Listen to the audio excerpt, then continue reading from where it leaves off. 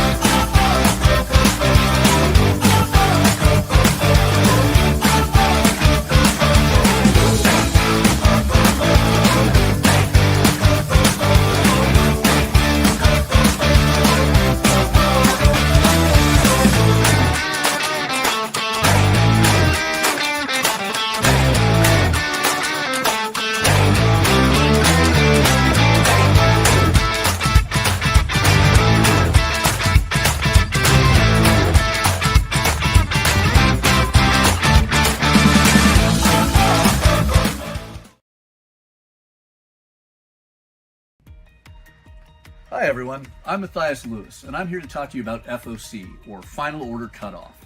It is the last chance that we, the comic retailers, have to finalize our orders for comics releasing roughly 3 to 6 weeks out from the Mondays we finalize our orders. We deal with this every Monday, but this is important to you, the consumer, because it is the perfect time to reach out to your local comic shop if you want any specific or guaranteed items. If you want the Jim Lee or Dan Mora covers of Justice League Unlimited, reach out to your local comic shop and let us know. If you want the new issue of Lilo and Stitch, this is the perfect time to tell us. Because as long as you can get us the orders before Monday at 6 p.m. Pacific Standard Time, that will give your local comic shop retailer enough time to finalize that order, adding in whatever it is you want, so they can guarantee when it releases, we have a copy set aside waiting for you. So, always reach out to your local comic shop before 6 p.m. on Mondays with the comics you want. The sooner, the better, to guarantee they're waiting for you. All right, and this week we're going to be talking about all the incredible comics on Final Order Cutoff this Monday, January 5th, 2026. And Kyle is with us, but unfortunately is a little under the weather, so I have an amazing co-host dragged over from Oni, the incomparable Torma. What's up, hey everybody? It's me. It's Torma. Thanks for having me. Really excited as always to talk about comics. And Kyle, I hope you get better, man. I heard you earlier, and yeah, we'll just rest that voice. All right. So really quick, I want to introduce everyone to the two websites we use for FOC each week, so that way you can find all the comics that are coming out. If you're a fan of Marvel, IDW, Dark Horse, Boom, Distillery, Ignition, Square Enix, Kodansha, and more, you're going to want to get your books from prhcomics.com. That is the home of Penguin Random House, which is the distributor for those and many other great titles. And when you go to prhcomics.com, you're introduced to this wonderful website. They make it really easy. One of the first things you see is FOC for this week, January 5th. You just click that, and it will drag you to this wonderful website that we keep alphabetized right there so you can see everything those publishers are putting out. However, I got the man from Oni here, and he can tell you, if you're a fan of DC, Image, Oni, Dynamite, and others, that's not where you find it. You don't go to Penguin Random House. You go to lunardistribution.com. This wonderful website. A little bit of a scroll down. You can see upcoming FOC. Make sure you're on the right date, January 5th right there. And you'll see all those amazing titles on FOC this Monday. I mean, it's a pretty well done site, wouldn't you say, Mike? Yeah. Are you kidding me? I mean, I can find my comics. I know what's out there. I see all the covers, like I'm excited for that Absolute Martian Manhunter every week. That Absolute Wonder Woman, the Zatanna stuff is good. Yeah. No, it's good. You can get previews, all sorts of amazing things available on both websites when you want to check it out. But talking about previews and things that are on FOC, there is a huge reason why I dragged you here. There's a major I mean, there's a couple really great books on FOC from Oni, but there's a major one we want to talk about. And I think we have a trailer you brought for us on that. I do, yeah. If that's ready to roll live, we can let the trailer trail. I don't know why they call it a trailer, but it's because it's the trail of the film. Yeah, if you got it, let's run it. All right, let's do it.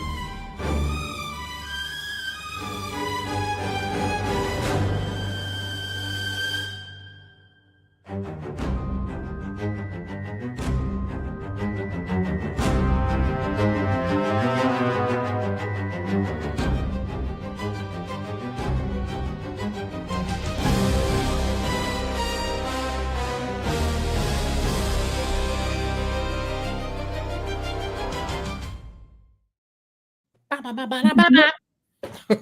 love that trailer. I am so excited for this book. I know we talked about it back in December of 2026 or 2025, but it is so awesome.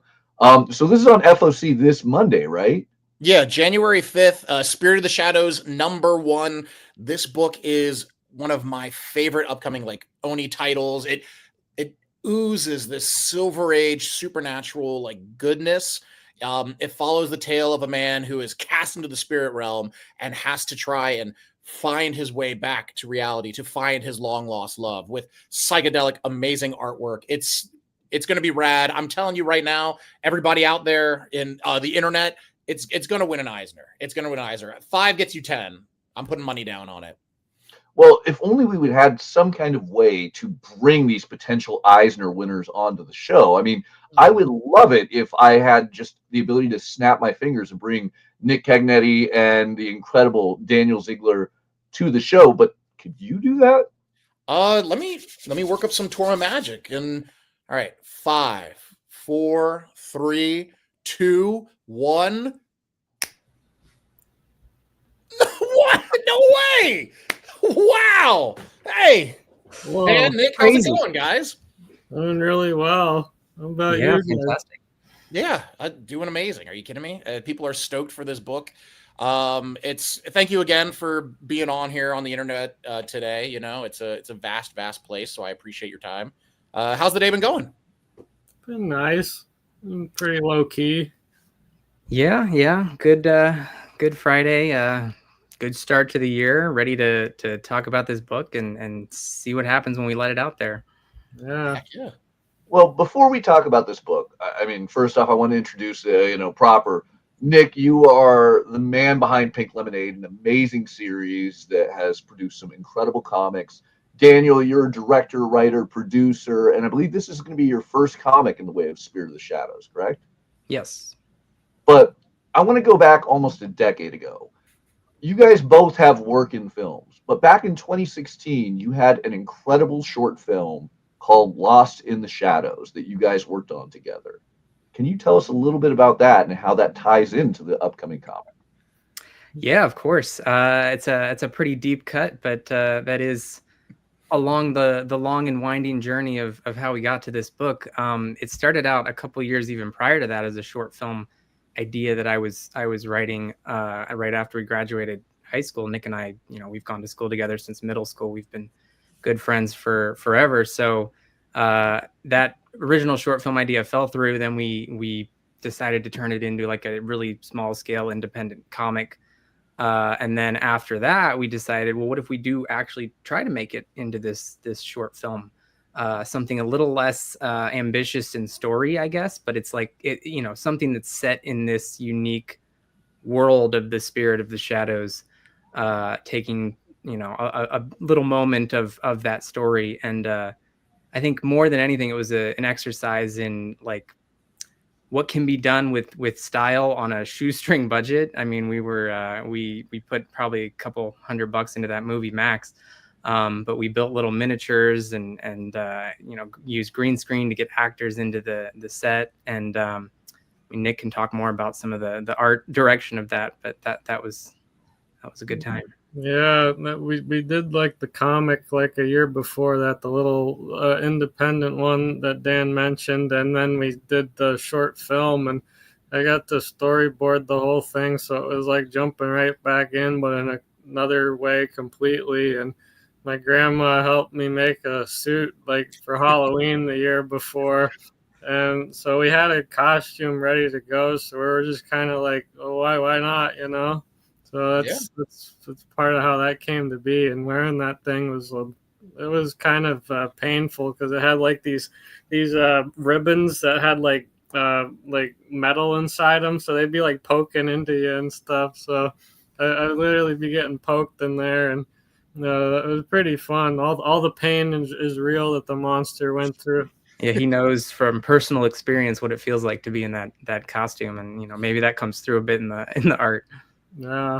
I could pick up on a little bit of that. Yeah, it's that inner pain of the artist that is across every single canvassed corner. Definitely more physical in this case. Yeah. Oh, yeah. So if you guys are interested and haven't checked out this short film, you can actually find it on IMDb through Daniel or Nick's page. But a decade later, now we're getting this in full proper form over at Oni. So Daniel, Nick, can you give us the pitch of Spirit of the Shadows and what we're looking forward to getting at the end of this month? Well, yeah, I mean, it's got everything I think you could want. It's got, classic horror. It's got romance. It's got mystery. In general, it follows the story of a man that just arrived in the afterlife in this crazy costume that we were just discussing. And he doesn't exactly know why he looks that way. He doesn't exactly know what happened in his life to get him to this point. And throughout the series, we're going to learn all about him and all about the tortured roller coaster of a life that he went through, and how he has made some enemies that he may not even be aware of yet. And that's all throughout, honestly.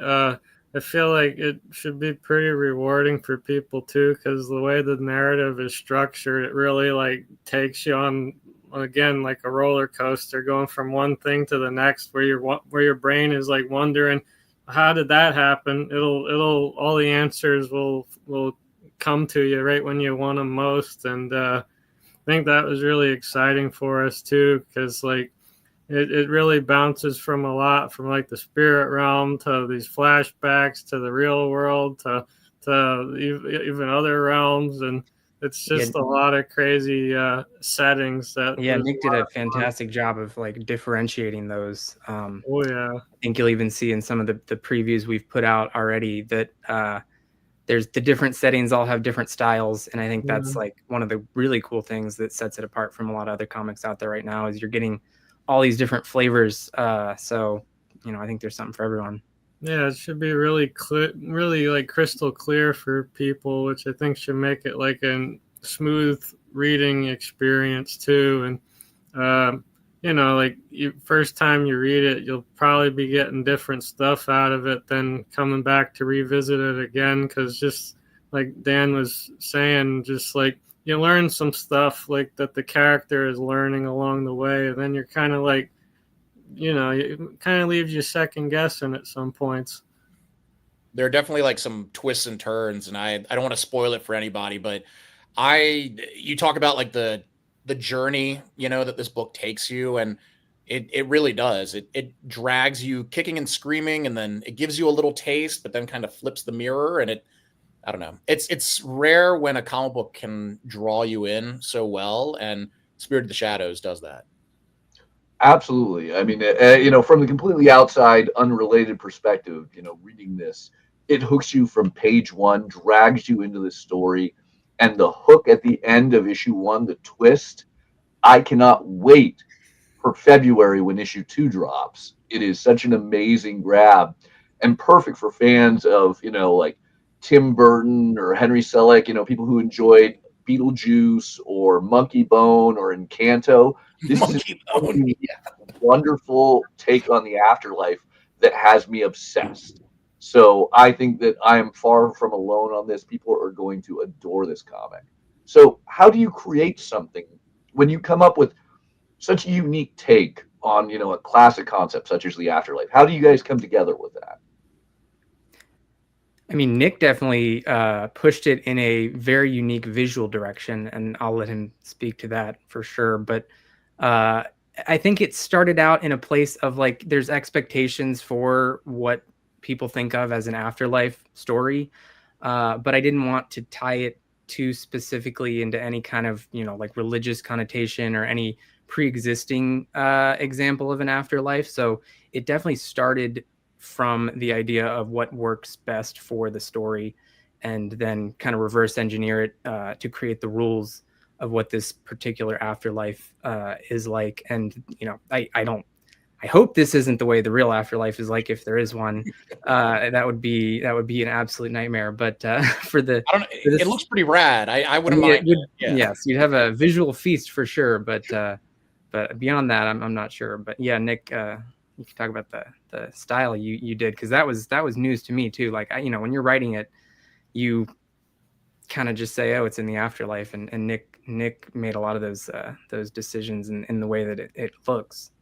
Yeah, I think like going back to those original inklings of what the whole Spirit of the Shadows was always inspired by, it was like going back to the roots of that was like Cabinet of Dr. Caligari, German expressionist type vibes. We did a lot of that on like the short film and stuff, but I think for like the afterlife, I really wanted to pull some of that into it, as far as just like the weird amorphous shapes and stuff, ever-changing landscapes. I thought that would just be cool, as like, some people are going to be here for like eternity, and it's just like every step they take, every direction they turn, it's like this never ending, and like it just is always changing, and with the mood and everything, and the colors.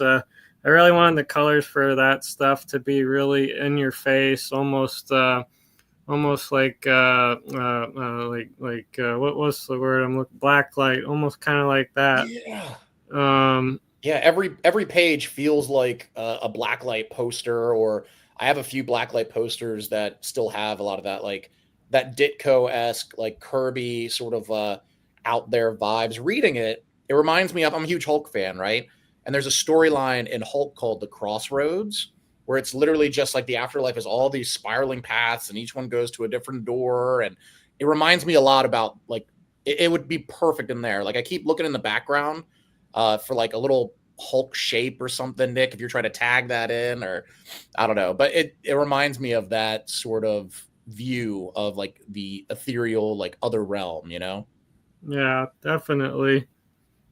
Yeah. But I mean, the story doesn't entirely take place in the afterlife. Part of the huge tale is what happened to our Spirit of the Shadows in the living realm.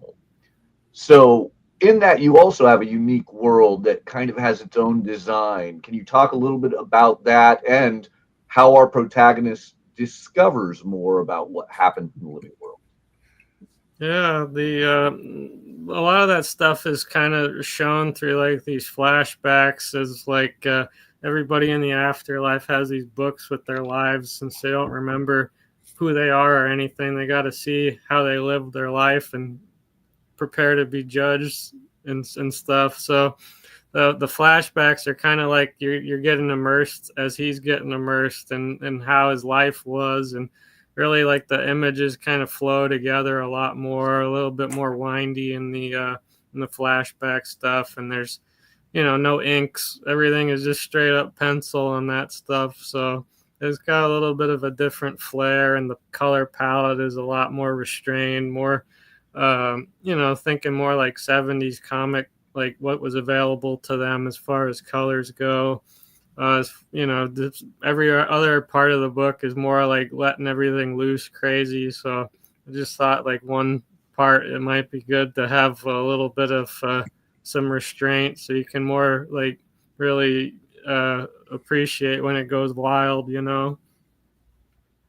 Absolutely. I mean, and it is visually one of the most stunning books I have read in ages. I almost have nothing I can really compare it to. It's so amazing.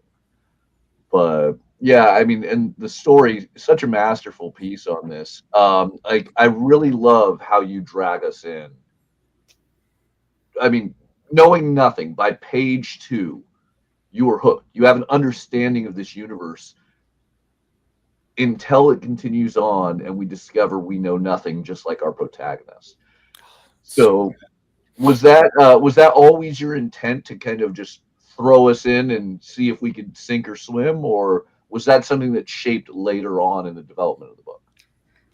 I actually think it was one of the earliest things that was decided was that the book would always start with this reuniting of the lovers, basically getting everything that they've wanted for so long, and then saying, "Never mind, you're gonna have to work for that."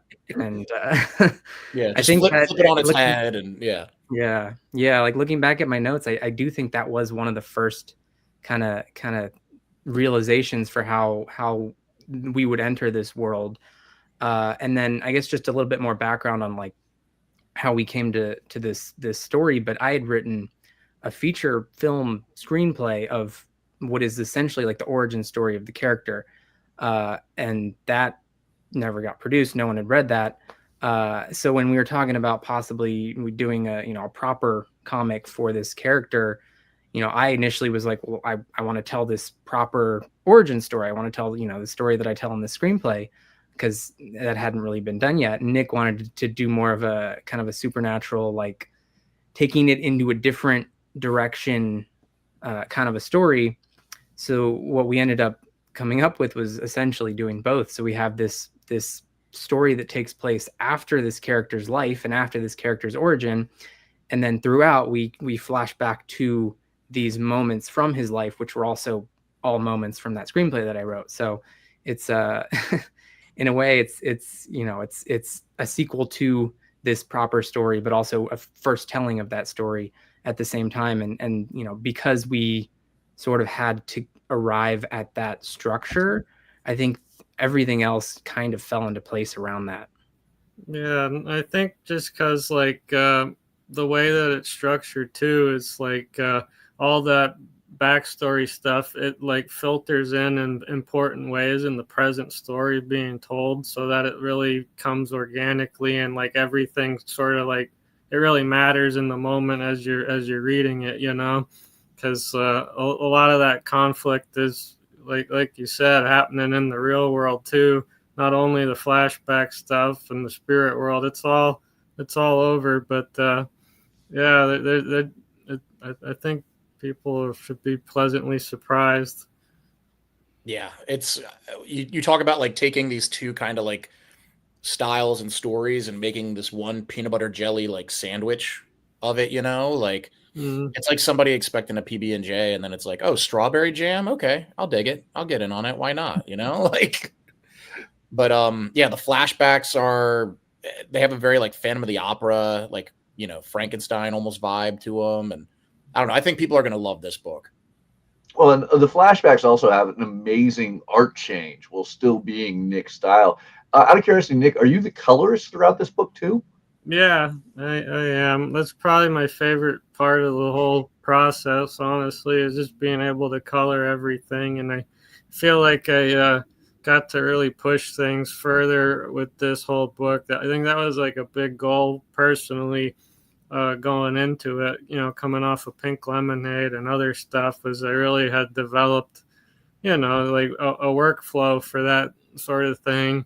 And I think I got to a point where I was a lot more confident and a little bit more ambitious about it. Like, let's see how far we can take it with this book, because it had a lot of opportunities with just the way it's structured, to really take advantage of that. Yeah, I mean, visually it is stunning. Um, So Spirit of the Shadows is a 5-issue series currently. It looks like it's coming out the last week of each month. So the best way to end each month will be going to your local comic shop and grabbing the new issue. Is this something that is designed to be 100% wrapped at the end of issue 5, or is there a possibility where this universe could develop into more in the future? Well, I mean, as we've already talked, we've been doing stuff with this character for over 10 years. So, you know, who knows what the future holds. We love this world and this character, but this is, you know, the 5 issues are standalone. It does tell a complete story. You know, it was a story that we solidified before writing a single word of issue 1. You know, I have a film background, obviously, so I'm very much big on structure and plotting and doing outlines and just making sure you've got your complete arc. And that was one thing that was a little interesting with writing a comic, is because you have the series arc and then you have the issues arc. And that was a little new to figure out, but yeah, you'll be very satisfied with the 5 issues, but who knows? Yeah, I think everything is kind of left in an interesting spot at the end. Like things are in a place where if there was more, you know, it could go in like many different directions. All right. And then Daniel, if this comic blows up as it absolutely should, is there a possibility you'll try to go full feature film with it? I would love that more than anything else. I've been trying to do that for basically since the beginning. So that would bring me much joy. I've got a screenplay, you know, I've got all the ideas, and yeah, I'm ready to go once I hear the word, if I do. So let's hope it does well. All right. So Spirit of the Shadows #1 releases January 28th. So the end of this month, 10 years after the original film you guys released. FOC is this Monday. A lot of great covers. Torma, do you want to talk about some of the amazing covers on this that are available for order? Yeah, absolutely. I mean, the cover A right here, that's from, you know, the man, the myth, the legend, Nick Cagnetti himself. It's phenomenal. I love the David LaFuente, I think that's the B, and then the Carl Kerschel covers, the Matt Lesinowski covers, some of my favorite stuff from Matt. I think his style hits this vibe like perfectly. Yeah, and who doesn't love like a good black and white? I'm telling everybody now, you're gonna want every single cover. Remember where you were when you first heard that Absolute Martian Manhunter was blowing up, or Absolute Batman was becoming a sellout hit. Heck, even when like Spawn #1 was coming out, this will be a landmark comic. I'm telling you, don't miss out. Get every cover. Get the 1 in 10, the 1 in 20, the 1 in 50, the 1 in all of them, the 1 in all of them. Just get all the covers. I don't know what else you want me to say, Mathias, but I mean, the art speaks for itself. Each of these arts like feels like someone pulled from the universe of Spirit of the Shadows, in my opinion, if that makes sense. Yeah, like the one thing I can say is that reading this reminds me of the very first time I accidentally went to the movie theater and ended up in Nightmare Before Christmas, because it wasn't the movie I intended to go see there, where it's like, wow, this blows my mind and this is going to change things. And now, like 30 years later, I look back and it's like, yeah, so glad I saw that movie in theaters when it came out. It is such a definable cult classic. That's how I feel with Spirit of the Shadows. Like, looking at this is something that I think, much like blind bags in comics last year, people are going to read this and it's going to shape how they want to tell stories in later 2026 and 2027. Like, this is the start of something huge. Thank you, Mathias. That's, you know, I did most of the work on this, so I appreciate you saying that. No, that is beautiful to hear. I sure hope so. Yeah, because working on it, Dan and I always be like, is anybody gonna see this stuff? Is anybody gonna like it? You know? Yeah, those early books and films and stuff we did, you know, we put them out there and nobody cared. So it would be a great evolution of that to have a big hit on our hands, and, you know, a good justification for all the many years of hard work we've put into this book and this story. So please, yeah, go out and get it. Talk about it. Well, I'm expecting some huge orders to start coming in this week at stores across the country.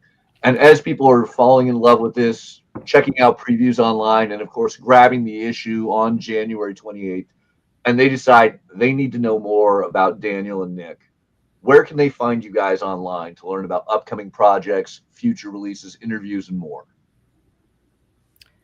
I'm on every social media, I think, pretty much all of them. I think my handle for all of them is Dan Ziggs, DanZiggs.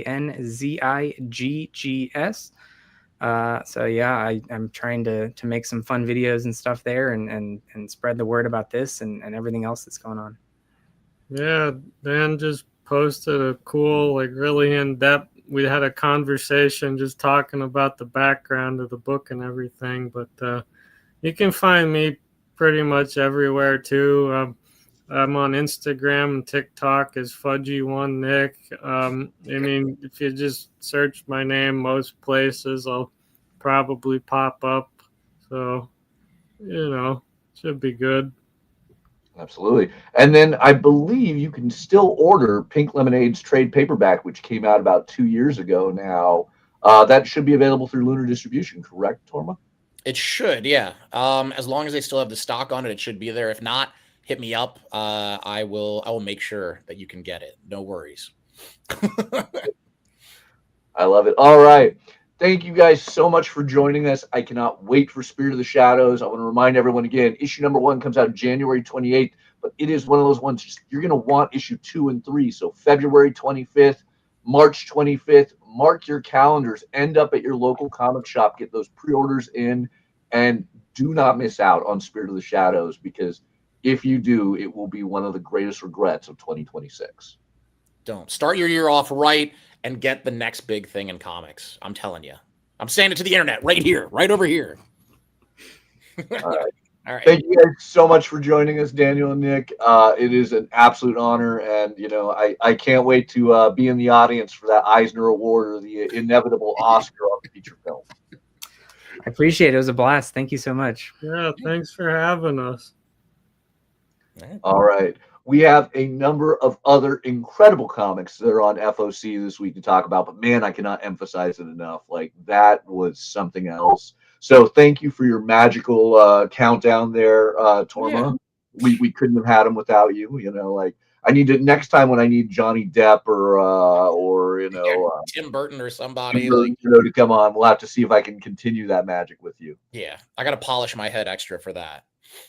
All right, but Torma, do you want to stay on since we're lacking the incredible, ominous voice of Kyle? Would you mind going through FOC with me? Who, me? I think I have the time. Yeah, why not? Let's stay.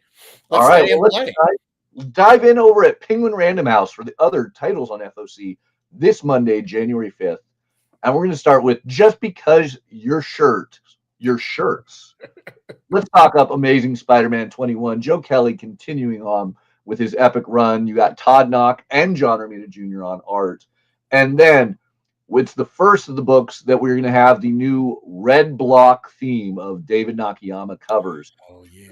David Nakayama has been really making a name for himself with these awesome single color backdrop pieces that match our characters. And for the month of February, it seems Marvel wants to emphasize red. So we're going to see that with Amazing Spider-Man and a number of other characters. We get the continuation of the Lee Bermejo, Amazing Vision, key moments in Spider-Man history, and more. That Kraven Hunter is so sick. Kraven's Last Hunt, still one of my favorites. Absolutely. You can see the David Nakayama red again on Avengers.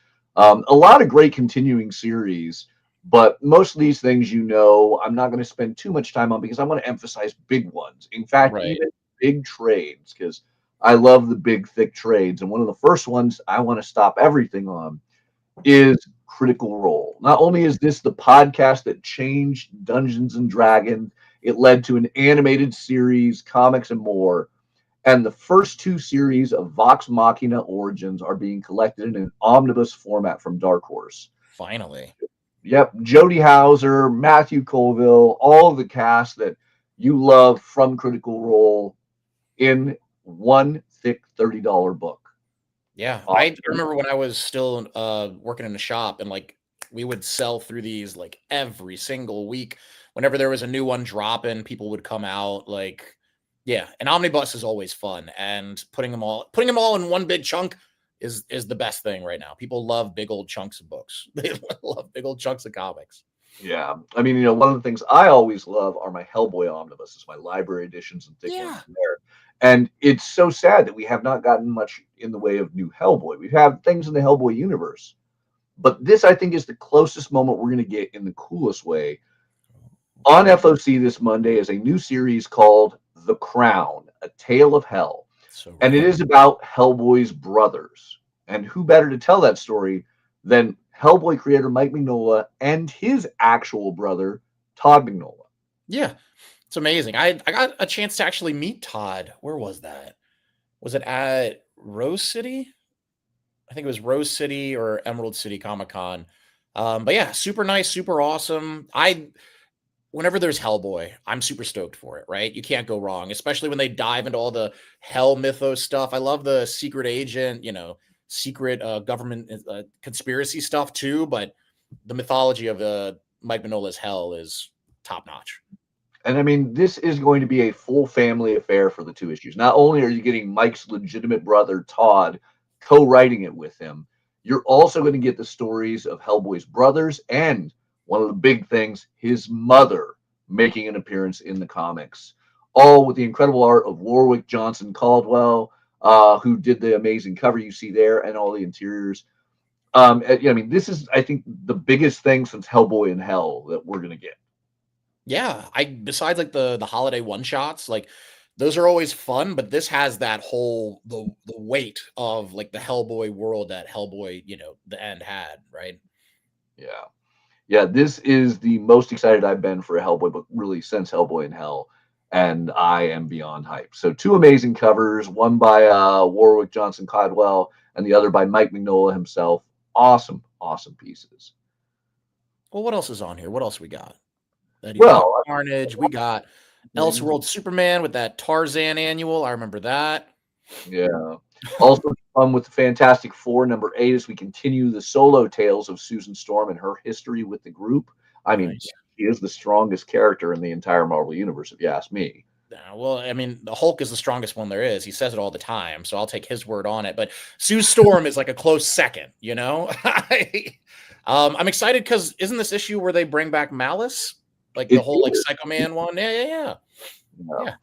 But if we're going to talk about the strongest things there is, if we were to talk about monsters and kaiju, there is one king above them all, and that's Godzilla.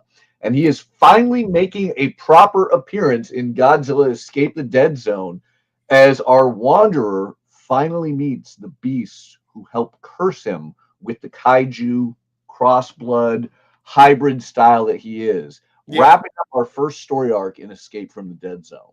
See, I love that, like with this series, they've done what the Godzilla movies typically do, is that they let the story breathe, they stretch it out. I'm a huge Godzilla fan, and you don't get your Godzilla goodness until the very, very end. It's like if you had to wait to eat a pizza, you got to watch them make the dough, you got to watch them make the cheese, and then finally you can have the pizza.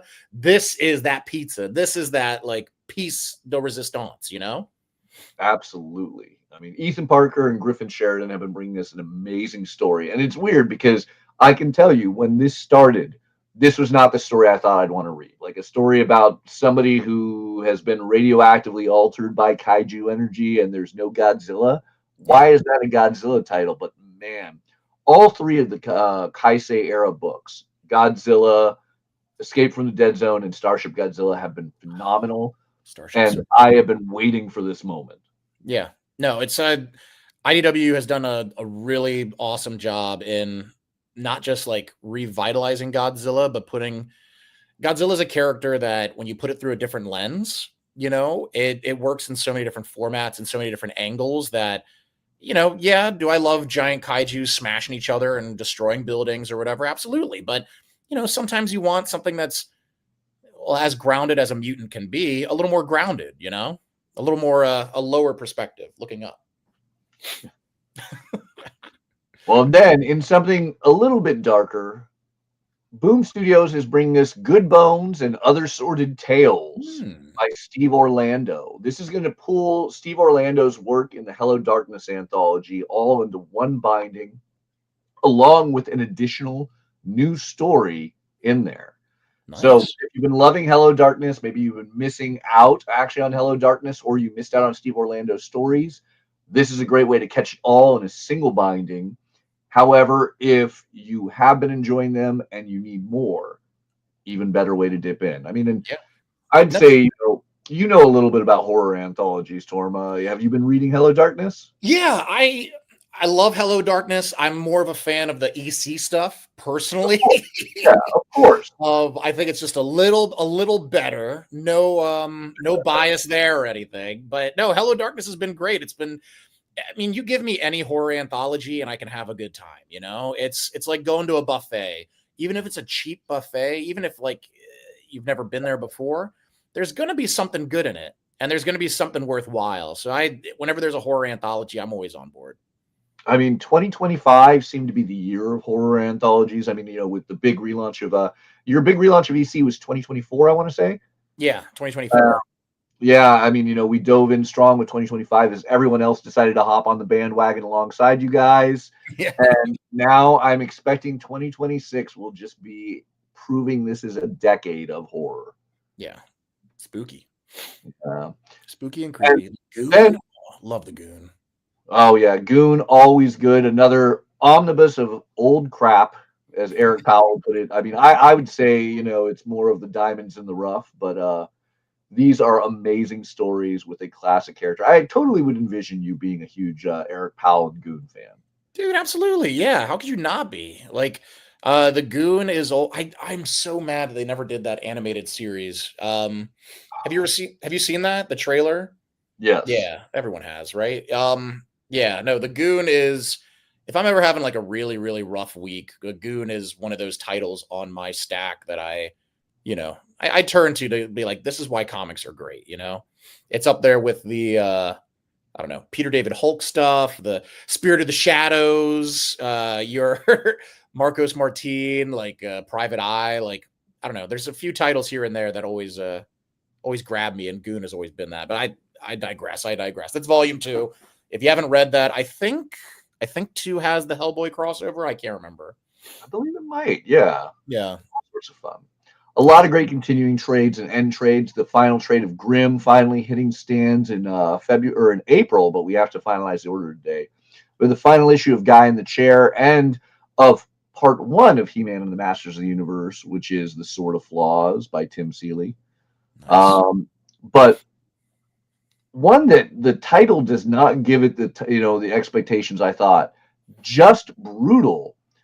Dennis Hopeless is back with a new series from Ignition Press, and it is about a family that is just going through it. I mean, a pair of twins who are dealing with their parents' divorce, and life is hard enough on that before you find out your parents are actually immortal warrior barbarians who now must take upon a battle against the dark wizard who 2,000 years ago brought wreck to Earth. So now they're on a road trip to my favorite place in America, Iowa. So the best state, Iowa, everyone's favorite state. The number one place you expect barbarian battles to happen. Yeah, exactly. So this is awesome. I've been loving like what Ignition Press does. My buddies over there, Bree and Dan and Phil and everybody have been knocking it out of the park. Shout out if you guys are watching. And if you're not, that's cool. When you see this later, I'm from the past talking to the future. But no, Ignition feels like a lot of fun right now, and I'm excited to add this to my pool. Yeah, some amazing covers. I love the Jorge Corona variant as well as Noel Kelly's 1 in 10. Like, this is going to be it is a book that at a glance I feel I might have missed out on. Yep. But having taken the time to read through it and look into it, I am 100% for this. I think this will be a lot of fun. You had me at Iowa, This morning, there it is. Yeah, there you go. Yeah, like I had to verbalize that to be like, I was waiting for something like, Des Moines isn't in Iowa, Matthias. You have no comprehension of American geography. Well, I'd buy it. There it is. Yeah. So over in the world of Marvel, Merc Andolfo is taking on the best there is at what he does, and what he does is handle the Logan Black, White, and Blood anthology. Yes, we're gonna get Benjamin Percy and Merc Andolfo on stories on Logan in issue number 2. So perfect. I cannot fathom what Merc Andolfo is going to bring to Logan, but I'm so excited for it. If I don't get a Madam Viper from Mirka Andolfo, I'll be very upset. But if I get a Wolverine, a Sabretooth, Omega Red, Cyber, Silver Samurai, just throw any of them in there. You know what? Throw all of them in there. I'll be satisfied. It'll be There it is. Oh yeah, I mean, if you throw all of them in, I guess we have to accept it. We have to dig it. Yeah. No, but I've been loving the black and white and red. Those are always fun, and especially with Wolverine. He slices and dices better than the rest. Yeah. Got to point out Magic the Gathering Untold Stories focusing on Elspeth back in the Theros era. I am particularly excited because for those of you guys who are big card games fans, we have the return to Lorwyn coming up in just a few weeks. So all the more reason to enjoy the fact that we're going to get some stories with our classic Planeswalkers again. Nice. Enjoy that while you can before the Universes Beyond take over once more. Oh, yeah. That's right. Getting some of those crossovers in there. I still have some of my Godzilla, and I think I have a SpongeBob or two. I don't know. There it is. Yeah. Now, for 2026, the classic X-Men universe returns. We have left the Age of Revelations behind in 2025, and we're getting a return to many of our ongoing series, Uncanny X-Men, the main X-Men title, Exceptional X-Men, etc. But we're getting brand new series focusing on some of your favorite characters. And while the Magic series is over, she gets a great new ally in Magic and Colossus. So good. I am hyped on this. Ashley Allen and German Peralta are bringing the siblings of Russia back to mutantdom with Magic and Colossus, a brand new ongoing series. Some absolutely stunning covers on there. You cannot deny Scotty Young did an amazing job. The Scotty Young one is so good. Yeah. Yeah. It's the siblings that we never get enough of. I really hate to say, Colossus has been through the ringer over the past few decades. I mean, Magic spent most of the 90s and early 2000s, in purgatory. Yeah. So it is great to have these two paired up, and hopefully they get along. I love anytime they're interacting. Like I remember in AVX, they were part of the Phoenix Five, and like the way they kind of got turned against each other, like siblings do. Like I have a brother. If anyone out there has a sibling, sometimes you butt heads, right? And as much as I love seeing them team up, I can't wait until they inevitably butt heads. Is Magic's sword going through Colossus's head? In like half these images, it appears that way. Yeah. That's amazing. That's so good. Yeah, but I mean, you look at that grin on the Scotty Young cover on Magic's face, like she knew what she was doing. She posed that photo. Of course. One of the best X-Men. One of the best X-Men character arcs, I would say too, from all the old Inferno, Darkchild stuff to who she is today. Absolutely. So continuing on with Marvel fun, I mean, there's a lot, far beyond just the Marvel items we're talking about. Make sure you go to prhcomics.com this weekend. Look through and let your local comic shop know what comics and covers you want. But I would expect if you're a fan of Fantastic Four, you're going to get the Planet of the Apes versus the Fantastic Four. So good. I'm so excited for this. I really am. Planet of the Apes, I love anything with a good ape or a gorilla or monkey, chimpanzee. That's the book for me. Put it in front. And Fantastic Four is always good. This feels like one of those pairings where you're like, why has this not happened before? Fantastic Four always had that sort of Star Trek almost vibe meets superheroes, and Planet of the Apes is just such a classic sci-fi concept that I'm hoping it works. I need Ivan Kragoff. I need the Red Ghost in this. I need him in the Super Apes. If they're not in this book, Marvel, I don't know what you're doing. If you want a book written with Fantastic Four and apes, you got to throw them in there. I mean, Mathias, you agree, right? You need the Red Ghost. 100%. I mean, I'm still bummed that we didn't get him in the movie.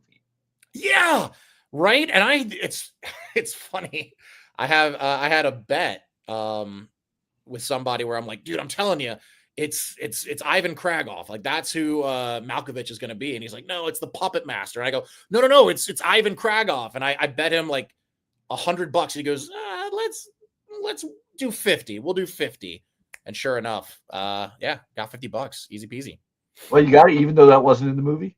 Well, it's not in the movie, and he tried to get me on a technicality, but I pulled up an interview where they mention it, and you get one super ape. You get it's the orangutan. I can't remember the orangutan's name. Oh, yeah. Milo maybe, but yeah, the orangutan had magnetism, if I remember. Anyway, that's not important. There's a bunch of different apes over the years, but anyway, Planet of the Apes versus Fantastic Four. I'm super stoked on this. I think. Yeah, I mean, and it's a really unique creative team. Well, Andrea DeVito, I think, is a perfect artist for this. It is ideal. It is a real shock to see Josh Trujillo's name on this. Josh did an amazing job with Blue Beetle over at DC.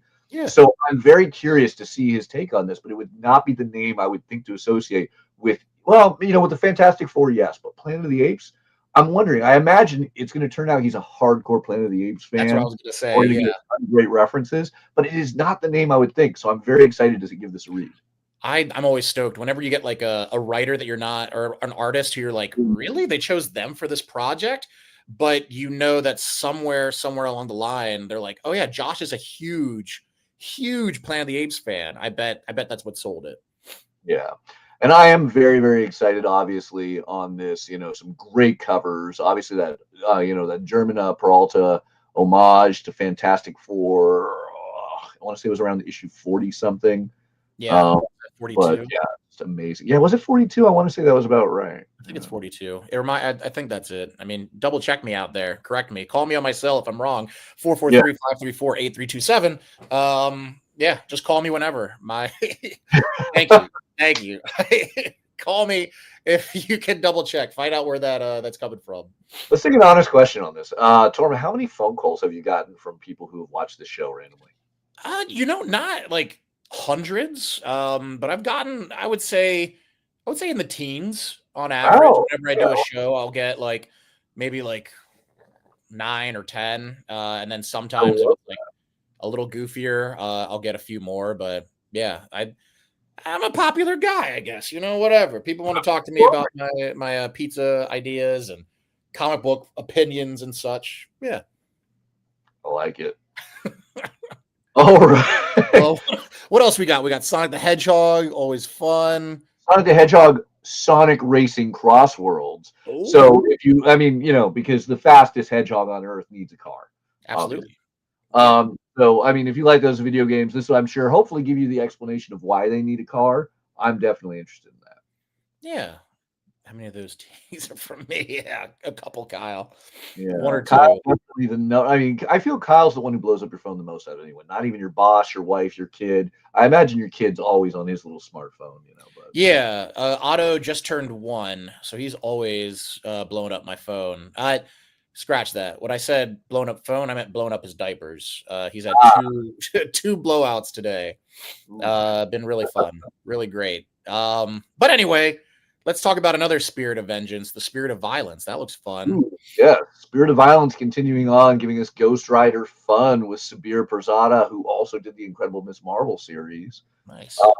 I got to give my love to Star Trek Lower Decks because, the cartoon isn't continuing on, the comic is, and I hope Tim Sheridan writes that book until he dies. Yeah. And not that I want him to be immortal, and we never get an end to Lower Decks. Lower Decks is amazing.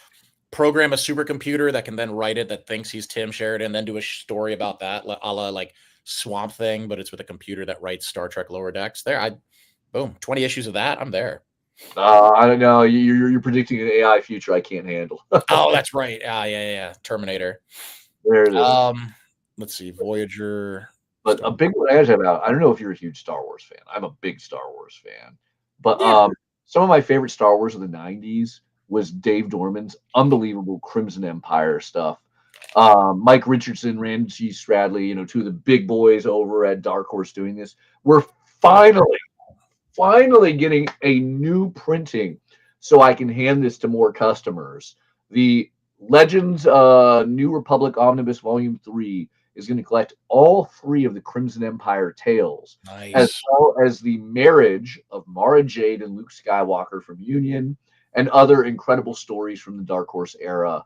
But that is just, I own all of these issues. I own them as trades. I own the Dark Horse Omnibus. And The hardcover. I remember that. Yeah. I'm going to be an idiot and repurchase it because I love this. Look at Dave Dorman did 2 covers. You have the traditional one, and then you have one down here that, of course, I'm going to have to load up over here. One over here that is a direct market exclusive, so only at your local comic shop. So definitely give them the money, reorder it. If you're a Star Wars fan and for any reason have not read the Crimson Guard Tales or the Crimson Empire, this will blow your mind. These guys were basically what should have been the Sith equivalent of Jedi. Like the protectors of the Emperor himself, his right-hand guards. It is insane. The badasses of like the unspoken like badasses, even more so than like, Boba Fett, right? Everybody loves Fett, but these guys, I don't know. I would say if you haven't read this stuff, definitely check it out. Marvel's been killing it by bringing back that Dark Horse, like they had the Dark Empire omnibus. I think that was last year, maybe a few years ago now, but that stuff is amazing. The Thrawn trilogy stuff is also out there, but this is in that same upper echelon of like EU Star Wars stuff. Don't miss out. Yeah, a lot of Star Wars stuff on FOC this week. Not only those, we have the trade paperback of Charles Soule's finale to the High Republic in the Way of Trials of the Jedi. We get a new story from Mike Chen called Low Red Moon, set in the Outlaws video game. So if you like those characters, I'm personally excited to read a little bit more because I still don't have a PlayStation 5 to play the game. But anybody who wants to buy me a late Christmas gift, no. I know a guy, Matthias. I'll hook you up. And then we, of course, have more Bad Batch. Post the animated series, we are getting new comics by the incredible Michael Marecki, set in the Bad Batch era. Marecki stuff is always good. Yeah. But one more big one, if you weren't the fan of Colossus and Magic, you were likely the fan of Aurora Monroe, the goddess of the weather, Storm, Earth's mightiest mutant. Storm gets a brand new ongoing series, basically following up from her previous ongoing series in 2025. It seems like it'll be business as usual, but also a great jumping on point if you love Storm. I loved her in the Avengers, Granted, Storm will she'll always be an X-Men, right? It's like Wolverine, you can pop into other teams, but I was stoked to see her as an Avenger. I think she's one of those characters. She's one of the best characters Marvel has in like terms of being at the forefront of just put her on everything, Make her the female Wolverine, that X-Men that can go on any team, There it is. Well, I feel I feel there's a similarity. She is the mutant equivalent of Captain Marvel, Carol Danvers, where I feel those two women, they can just step into any team situation and take the lead. Yeah, they're good team players, powerful enough to take down a threat, but at the same time, they have enough drama, I also like what Marvel's been doing with Storm and Thor over the last few years, where they're kind of putting them in the same category. Al Ewing's Thor, the Immortal Thor, he puts together a team of Thors. God, how many times can I say Thor? And it's like Beta Ray Bill and Storm and the Odin son teaming up to, who do they take down? They take down the ancient god version of Thor, the Tannerus or whatever. But anyway, it's pretty awesome. It's pretty rad. I love just bring the X-Men back to the main Marvel universe. Keep putting them teaming up with everybody. Oh yeah, and she's in Cosmic Invasion too. She's great in that. The new video. Yeah. Oh, what is that Pablo cover? Oh yeah, the Pablo Villalobos with very Savage Land, dinosaur and everything. Dude, yeah, give me Storm and dinosaurs all the time. There it is. Yeah, absolutely. What is this run? Can you scroll down to the description real quick? Yeah. What is it? Tea ceremony, France, death, expect bloodshed, brutality. Hell yeah, good stuff. Yeah, all the cards can be great. Yeah, bloodshed, brutality, barbarism, and bold emotions in the brand Storm, Earth's mightiest mutant. So good. I love that. All right, now for something completely different. I'm going to pull from a manga that caught my attention. I am excited about TMNT 15. I do not want to deny. Look at that Splinter, there once again with his kids. That's just a wonderful moment that I can't wait for Gene to give us. Can't go wrong with turtles. Yeah, the one that caught my attention, They're still being shaken this morning is a story of two high school students that go to different schools but share the same train to get there and have a crush on one another, but are too emotionally withheld, too embarrassed to admit it. And it is just the most amazing concept in my mind of like a double unrequited love that therefore makes it requited. Um, Yeah. fun concept. I like the idea of two kids. They're high school kids. They're embarrassed of, like I have a Oh, crush on this person. They don't go to my school. I've never interacted with them. It is a fun sounding concept. It's a new just volume one. classic hijinks will ensue in this one. That sounds great. I usually with my manga tastes, it's usually, samurais and what is it? I just read volume 1 of Baki the Grappler and all that, or Tank Chair, like, stuff like that. But I'm always stoked to get something that's a little different, a little breather from the fantastical and then the intense, They're still being shaken this morning. Yeah. I gotta look out for that one. I gotta say, I am always a fan of slice of life manga. I Yeah. think that, just something about Japanese creators really do a great emotionally driven job with their storytelling. Slice of life, it's fun because, as a married man, much like yourself, look, I have my love, so I'm not going to experience that awkwardness anymore, but I can feel that and enjoy those moments in the manga while then still Yeah. going into the living room and seeing my wife and being happy. I don't have to embarrass myself the way these protagonists On the do. bus or go out and oh god, yeah, it's that I get it, I see that, it's that release of the awkward relief. Yeah. All right. So the last big one that I have for PRH, though, I mean, obviously, it's worth noting Ultimate Endgame with its miraculously large sales of #1 this past week. So good. Some great covers. I am really, really bummed out that the Stonehouse variant is a 1 in 500 because I love that Civil War movie homage, but 1 in 500. Oh, they know what they're Marvel, doing. Marvel wants to make it so I can't have comics. That's what it is. Yeah. But we continue on the Ultimate Endgames. We get a continuation. This is actually something I should take a moment on. We get a continuation of X-Men next week. Sorry, 2 weeks from now. Gail Simone's Uncanny X-Men continues on after its 3-month hiatus with the Age of Revelation. Nice. But we have to finalize orders for the next part of that storyline, Uncanny X-Men 23, already. So this is, again, a big moment where it's important with a show like this for you to reach out to your local comic shop. If you took a 3-month hiatus with Age of Revelation and are returning, let your local comic shop know you need Uncanny X-Men 22 and 23. And that goes across the board for the other titles that were on that hiatus. If you stepped away, or perhaps you're wanting to dive in after Age of Revelation, you enjoyed Age of Revelation and weren't on Uncanny X-Men in 2025, and now you want to get on. These are moments where it's important to let your comic shop know that you want these things so they can order appropriately, because we don't know how the sales of Uncanny X-Men 22 will look in 2 weeks before we have to place these orders for issue 23. Yeah. No, reach out. Comic book shops aren't they aren't Professor X, they aren't Jean Grey, Rachel Summers, they don't have the telepathy to read your mind and know. Let them know. They'll appreciate it. I'll appreciate it. Mathias will appreciate it.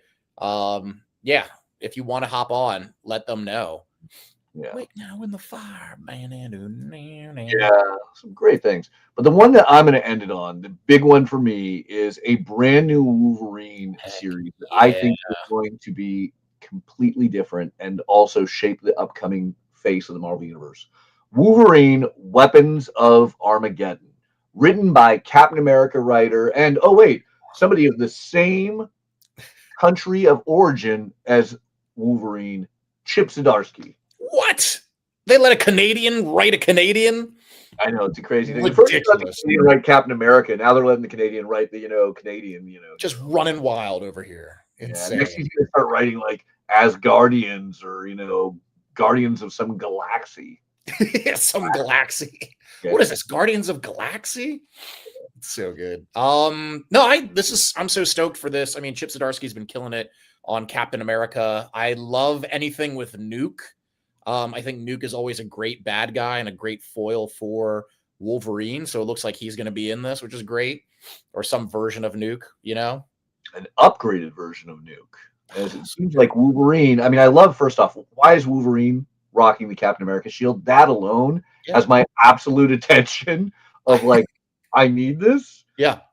But Wolverine actually goes up against a brand new Weapon X program. It seems the Weapon X program is far from dead, as it never is. No, it's never dead. And there is a brand new group of weaponized humans and mutants that are being ready to be deployed as military tactics and weapons. And Nuke has been upgraded to lead that force. That's so sick. Does he have an adamantium? Well, no, he's already a cyborg. Probably adamantium vibranium knives, maybe. I don't know. Healing factor. They'll figure it out. They're the writers. I'm just the guy who reads them. Yeah, no, I mean, everything about this, even the solicitations itself, you know, making that powerful hyperbole that Marvel is always known for, but this is a story that will have a major impact on the future of the Marvel Universe. So, you know what? That and the fact that almost every cover has Wolverine holding Captain America's shield got my attention. Yeah, dude. Wolverine Weapon X stuff is, I mean, it's always fun. Ever since the, BWC, the Barry Windsor, like old schools. Give me Wolverine half naked with a virtual reality helmet. I hope they have that in here. It looks like, that's going to be one of the issues or part of it. But yeah, every cover has him with Cap shield. Yeah.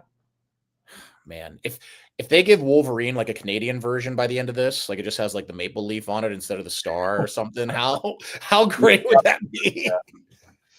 Yeah, we'll see Marvel drop like $6 million buying the rights to Captain Canuck and merging him into. I was just gonna say Captain Canuck, throw him in there. Yeah, I'd be all for it. Yeah, I'm there. Done deal. I'm drinking maple syrup and watching hockey already. There it is.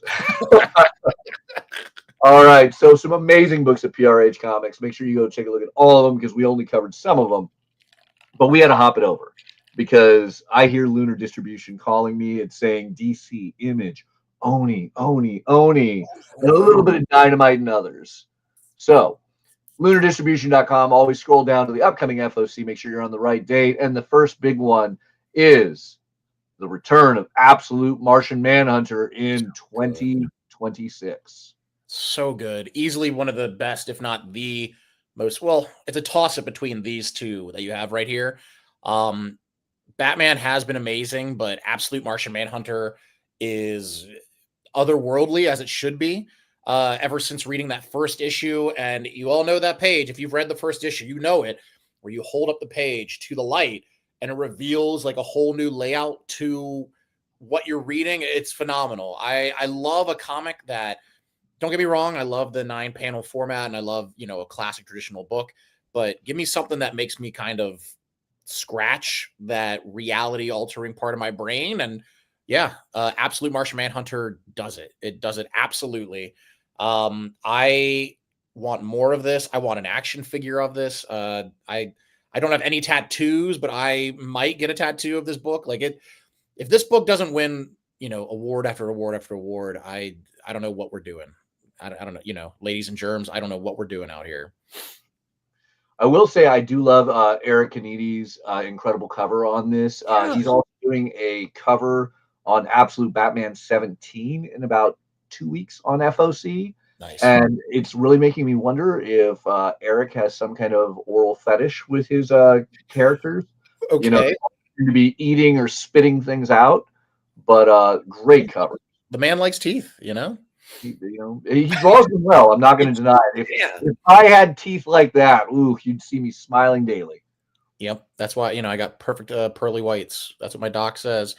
No cavities, 5 years running. There you go. Absolute Wonder Woman has been great too. Yeah, reading that. I'm going to be that bold. It is the best Absolute book. Sorry, Batman. I love you. It's good. I'm sorry, Martian. Wonder Woman. I mean, between Wonder Woman and Absolute Martian Manhunter, they're fighting for that top spot for me. I mean, a Wonder Woman raised in hell by Cersei, fighting her own sort of Weapon X kind of program. This is where we get Zatanna, yeah, it's gonna be so good. Yeah, I mean, who better to do like Magic DC stuff? Oh, sorry. No, I mean, it's definitely continuing the crossover, the DC stuff. Obviously, Absolute Wonder Woman 15 came out last year. and we had the big crossover with Batman. Now you don't even have to wait a month before we dive right back into it with Wonder Woman teaming up or going against Zatanna. So next week we have a little bit of Zatanna in the Arc M special, and then we get more in Absolute Wonder Woman 16. Some great covers on there too. Like, yeah, there really are. Ooh, what's that tiger? What's that thing back there? Click that again. Yeah, look at that. Oh, that's not it. That's like a lynx kind of thing. That's cool. Some Hellcat. I love it. Yeah, Angela Wu doing an amazing job. Some great books over at Lunar. I got to talk up Alice in Leatherland. Was a really, really fun LGBTQ positive book from Black Mask. Finally getting a new trade paperback offering in a post-Diamond world. You can finally get this back as a young woman escapes her relationship and discovers a wider world of relationship, sexuality, and more in San Francisco. It's just a fun, cute book. And despite the content, just like a heartwarming piece. Yeah, the cover is great. I love the hot dog shaped building there. I think that's hilarious next to the slapper. It's Alice in Leatherland. It's a fun one. Not for all ages, but if you're of age, read it. Check it out. I'm stoked. Here, scroll back just a little bit. Absolutely. The action stuff before the ban. That looks really, really rad. Does that have Hookjaw in it? Yeah, this is a lot of the these titles here paved the way for like the 2000 AD kind of stuff. Yeah. It's been out of print for a while now, especially in the States, but I love anything that pulls any like long lost media or archival almost titles, stuff that I might not have had a chance to read. But anyway, we can keep going. This is great. And I saw the shark first, and that's what drew me in. Oh yeah, $60 trade paperback full of classic stories. So yeah. Amazing. I just have to acknowledge it. Bomb Queens on Artillery #3. I mean, I get it's Jimmy Robinson. He's the guy who created Bomb Queen, but that's going to draw me in, for the final issue of Artillery. Bomb Queen, please. Yeah. So many things. Oh, which one are you eyeing? Oh, the back issue cover, the Hulk thing, the Bernie Wrightson. That cover's from like the Bernie Wrightson one shot where they team up. So good. And back issue's always fun. What else? We have all the trades coming back into print. Oh, actually, hold on. Whoa. Bubble Gum Crisis: The Complete Archive. Yeah. Solicited through Diamond. I don't know that it ever actually fulfilled, but this is Udon giving us all of the behind the scenes of one of my favorite animes of the 80s. This is such an amazing series. So you're going to get character design sheets, production notes, interviews, all of that fun stuff. If you ever love Bubblegum Crisis, this is a must-have to add to your collection. Yeah, groundbreaking. Add that hardcover. I still have some of the VHS tapes. They're all white. It's pretty rad. All right, Bug Wars is back with a one-shot focusing on the Spider Witch, that haunting figure from the opening story arc. And keep in mind, that was not a mini-series. It is an ongoing series. Bug Wars will return this fall from Jason Aaron and Muhammad Azrar. They're on a little break, but during that break, we get this awesome one-shot that'll be all sorts of fun. So if you were loving the first 6 issues of Bug Wars or you haven't checked it out, this is a one-shot to dive into to bridge the gap and get you there for the return of Bug Wars later this year. Yeah, Bug Wars. I mean, Jason Aaron doing anything fantasy adjacent in any way, shape, or form. Plus bugs. Who doesn't like bugs? Everybody loves bugs. And Conan the Barbarian continuing the Conan the Conqueror, setup, preparing Conan to become the king himself, done by Jim Zub. Craniacs, so good. Creep Show, another horror anthology. That is an all-star team to put on the final issue of this run of Creep Show. You have the G.I. Joe team of Joshua Williamson and Andrea Milana, which they've proven themselves enough, but I can't wait to see them do some horror together. But then Trad Moore, like the Legend of Luther Strode, Silver Surfer Black, Doctor Strange. Doctor Strange run was amazing. Trad's work is phenomenal. He had like a short backup in Venom. They had, what was it called? Brave New World Order. That one was really, really killer. Yeah, Tradmore, I think, could do a draw a bowl of fruit, or a grocery list or something, and I'd eat it up. I have an original Tradmore page of like Cyclops and Emma Frost battling Fin Fang Foom from a pitch to Marvel before like Strangetown and Luther Strode popped up. I'll send you a pic. I have it on my phone somewhere, I'm sure. Definitely want to see that. Yeah. Yeah, it's sick. It's so good. Yeah, but no, I mean, Creepshow, another great horror anthology, and look, that is just an all-star team. That is going to be an incredible issue to end Volume 4. And as always, if you haven't even read the first 4 issues, doesn't matter. You can just hop in, grab issue 5, and just so any of you G.I. Joe Energon Universe fans, anybody who's loving the incredible run Joshua is doing on Superman. If you want to see Joshua doing something completely different and out there, but it'll hit that high level of expectation and quality, Creepshow number 5. Boom. Creepshow number 5. Yeah. Beautiful covers on Critterverse Presents number 2, featuring the Rookie. Just had to point those out. Always a fan of the old 1980s Dark Shadows comics. I mean, the Dark Shadows even going back further than that, but we're going to get those collected in Curse of the Dark Shadow.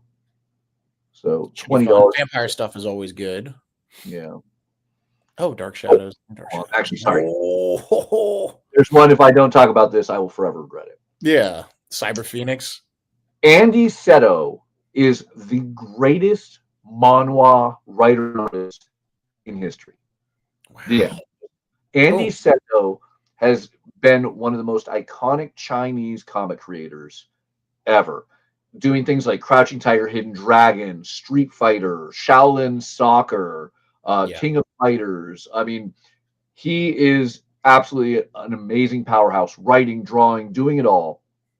So the fact that Nakama Press, which I believe is a subsidiary of Mad Cave, is bringing Cyber Phoenix over. This is a crazy, both like anti-AI and pro-AI at the same time story, as a leading manufacturing family disappears, and their daughter has to use her AI pet to go and try and figure out what happened in this crazy world where technology is getting Matrix level. That's so good.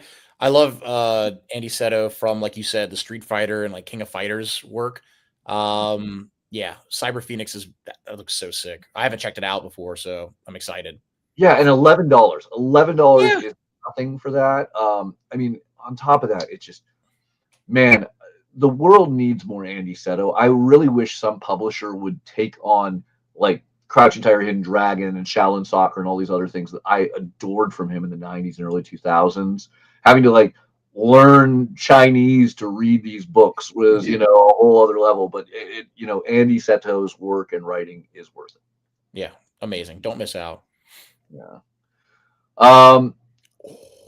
This coming Wednesday, we're going to have Superman and Spider-Man in a giant Treasury facsimile edition. Stoked. But this Monday, you need to pre-order its secondary form. The old Marvel Treasury 28, which was the Marvel end of the book, is getting a DC facsimile edition. Classic John Romita Sr. and Bob Larkin cover right there, which was amazing, as Dr. Doom and Parasite to go against Superman and Spider-Man. And then Brian Boland is redoing the classic cover. No! Oh, I need that cover. Yeah. I didn't know Brian Boland was doing that. That's so sick. Give me a good Boland cover any day. Yeah, if you aren't already aware, we talked about it a few weeks ago, but next Wednesday, we will have the classic Spider-Man Superman crossover, and Alex Ross is redoing the cover for that. So make sure you get to your local comic shop and get that. Perfect. But get your orders in, Brian Boland or, John Romita. I'm probably going to do both. I'll do a foil John Romita Sr. and Bob Larkin, and then I'll do a non-foil Brian Boland. Yeah. I wish they would do a hardcover for this too. I remember they did a hardcover version for the Superman Muhammad Ali years ago, So hopefully we get something like that. I don't know. I'm a sucker for an oversized hardcover. Now that you say that, I kind of really wish these facsimiles weren't facsimiles and they were hardcovers. I would love these more as hardcovers. Yeah, right. But I digress. They're saving that for down the line. They'll collect all of them as hardcovers and do a slipcase. Yeah, they'll get my money again and again and again. Yeah. Yeah, the thickest and heaviest of all to buy, the Treasury Collection. Just a giant, it'd be a desk basically of just like pages that you can read. I have to rent a forklift to get it into my house. Yeah. All right. Oh, there we go. TCKO, the kids are all fight special. Yes, John Kent has to go against the leader of the horrible apocalypse assassins, Granny Goodness herself. Love some Granny Goodness. I'm excited to see this very unique team. Like this is not the heroes I would ever think to pair up, but in the same. It's Jeremy Adams. He's been doing a great job. This will be a fun little one shot to tie in to give us more of that background on what's happening for the heroes not in the tournament. Yeah. KO. I like that they're pulling in the Terrific twins, they're not twins, but the sons of Mr. Terrific. That's always fun. I think Mr. Terrific's like an underrated DC character, even with like his appearance in like the Superman movie. I'm always stoked whenever we get any like Terrific. Yeah, that'll be exciting. Now, here's one that blows my mind. I don't know anyone that's sold out of Batman Deadpool. We all learned our lessons. Deadpool, Batman, no one ordered enough. It sold out instantly. I don't know anyone who's sold out of Batman Deadpool. Hopefully your shop is, and that's an incredible thing. That's a favorite, and you need the second printing. But I'm just viewing this as late covers in my mind. The second printing of Batman Deadpool #1, which I want to remind everyone, if you weren't aware, is different from Deadpool Batman. This is new stories. It has Grant Morrison and Dan Mora giving a Batman Deadpool story. It is amazing. But now we have new covers with Jorge Jimenez and Dan Mora, Jim Lee, Scott Williams, Ben Oliver. There's even more with Derek Chu. So it is a second printing.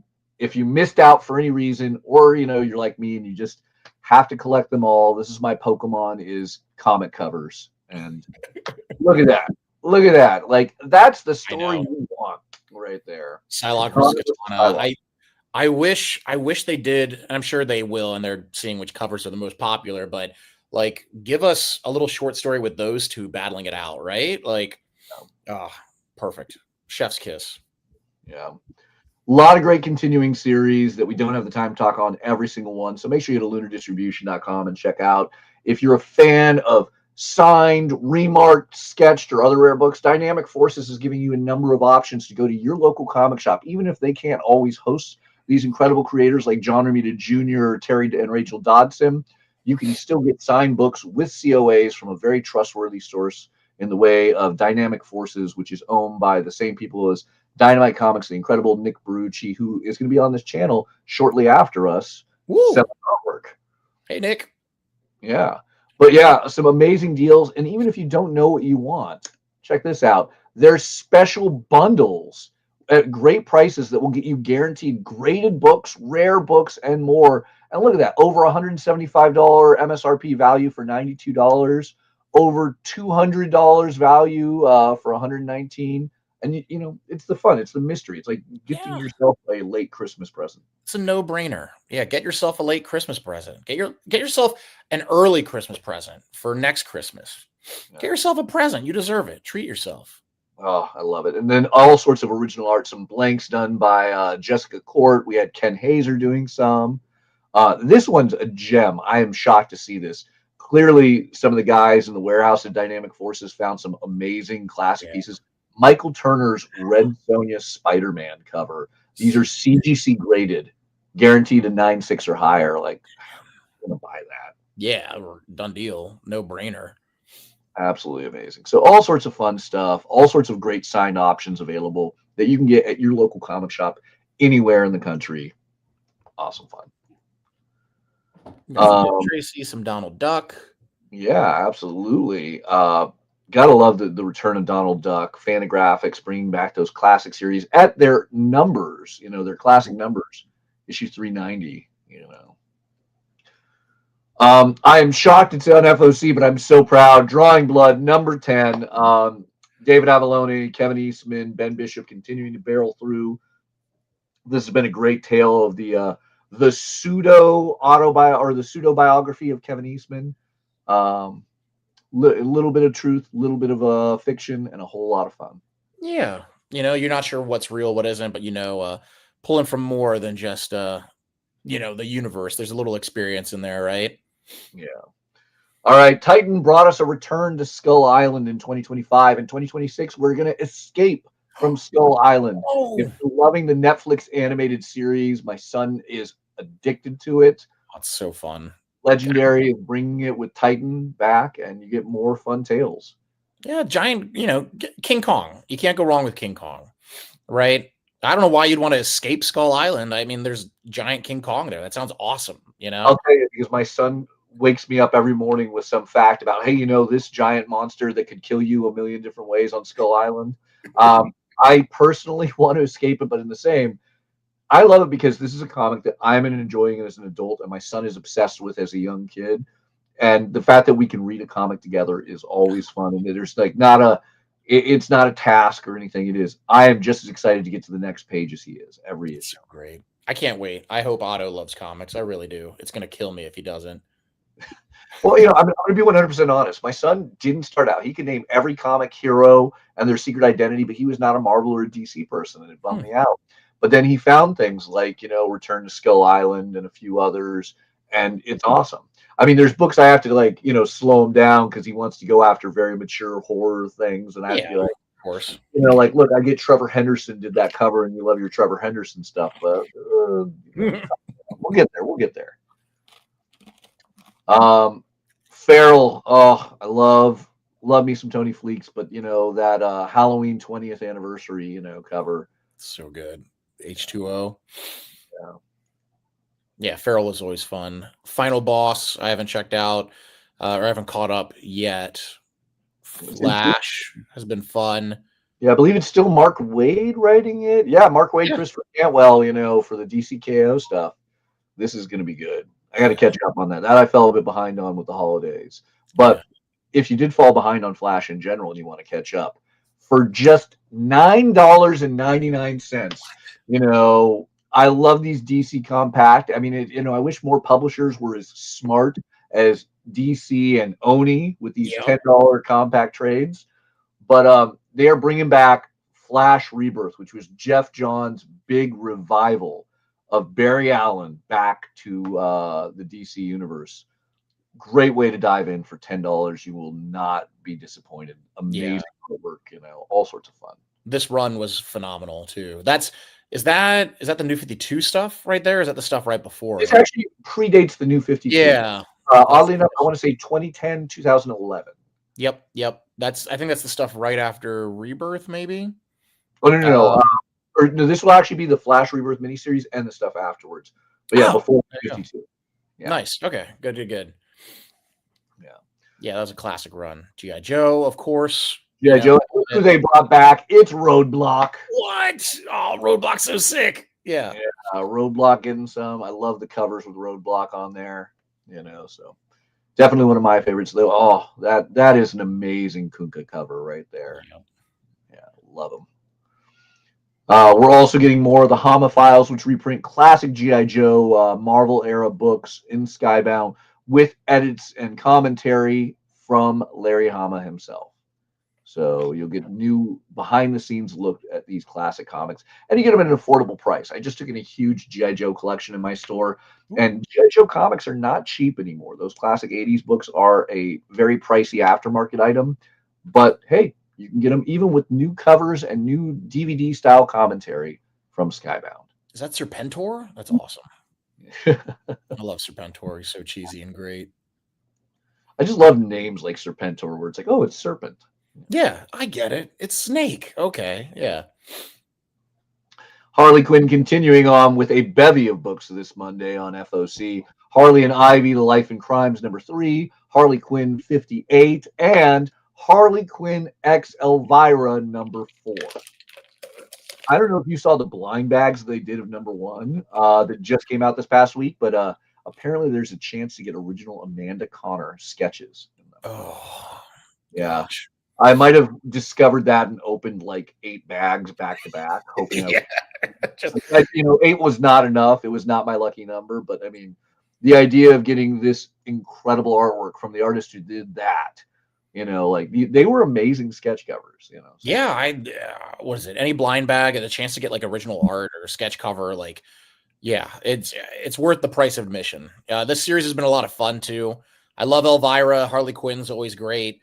And it seems like one of those pairings that you like. You don't think about it at first, but it works in a weird way, like bacon on a peanut butter and jelly sandwich or something. Yeah.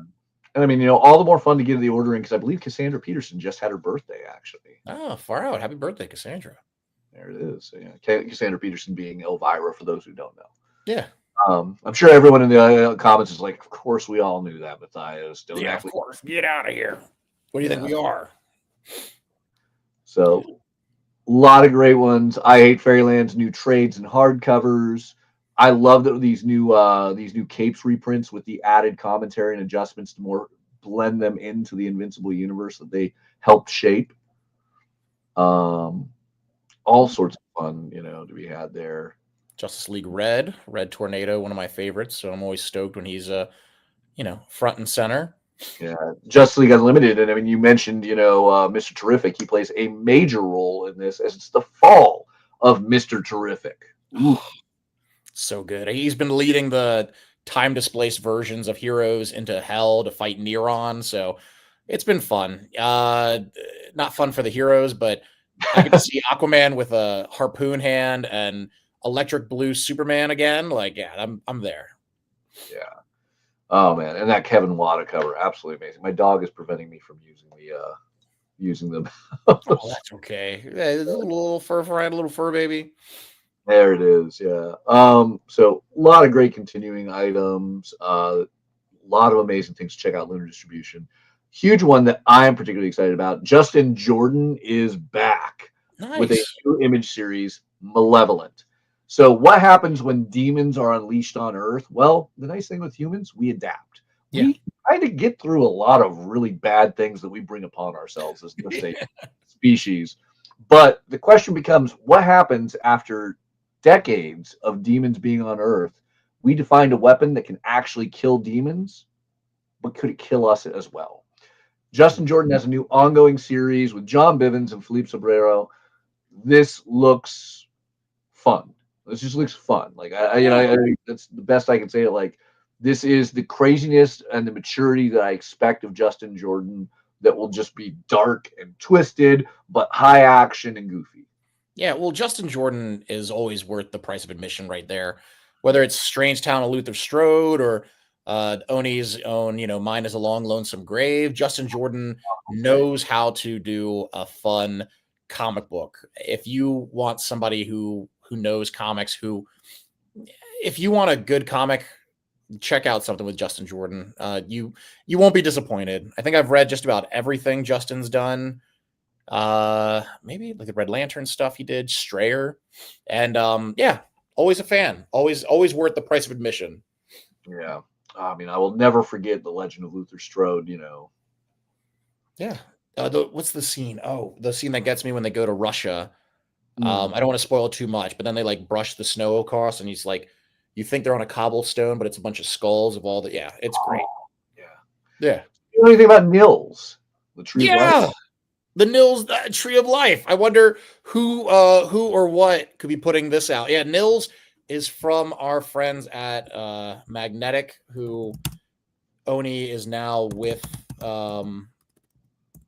Excuse me, give me 1 second. Sorry about that.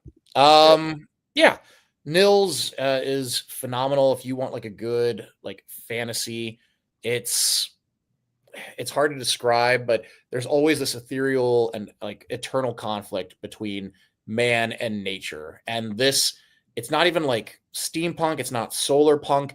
It feels like not even post-apocalyptic, but a future fantasy of a like gods coming to Earth and trying to enforce their will onto the people, and how this kind of goes parallel with our like journey into technology and how the gods kind of like parallel exist with that. It feels a lot like a Jonathan Hickman book.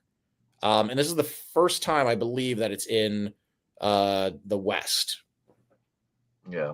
And I mean, the interesting thing about this, Magnetic Press has always been amazing with the quality of their books. They produce some of the nicest hardcovers that sequential art has ever seen. I mean, you look at like European, comic books, and it's like, wow, those are pretty, those are amazing. And Magnetic then sets a higher standard level. So this is going to be a soft cover, but I mean, it looks like, I mean, you would know, like this is still going to hit those high standards that the hardcovers are done with, right? Absolutely. Absolutely. Like any of the Magnetic stuff, like when been like putting it out, it's to make sure that the artwork tells the story, that it sings, that it's able to stand on its own. And while it is soft cover, it's still presented in such a way, in such a format that you can really appreciate every stroke, every panel, every piece of art, because that's what these books are. They're polarizing pieces of just artwork. Yeah, absolutely amazing. Going to something completely different, Ninja High School gets a 2026 yearbook issue, starting it off strong as we prepare for issue 200 or 300 of Ninja High School. I can't remember what. 300 of Ninja High School.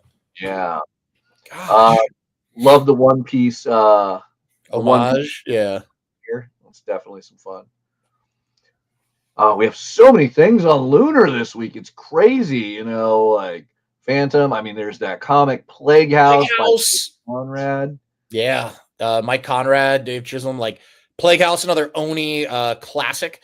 Think basically it proposes the idea, the only way to get rid of like an evil spirit is to kill the person that created that evil spirit, right?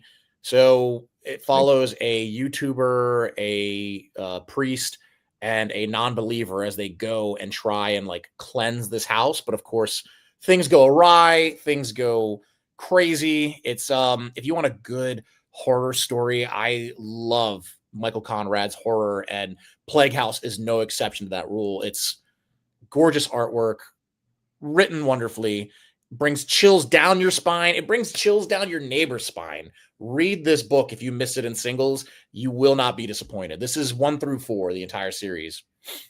I love it. I mean, I love your setup pitch. It's basically a YouTuber, a priest, and a skeptic walk into a haunted house. Yeah, right? Like, it's so good. It's like the punchline or the setup for a joke, Yep.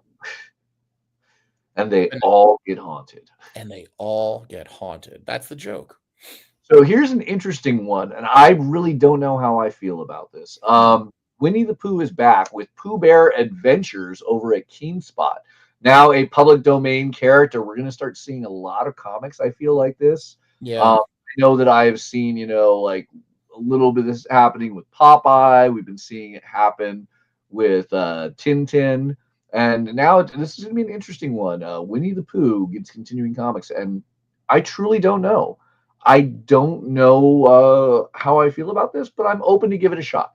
Yeah, I'm always excited when more people get a chance, at writing a character.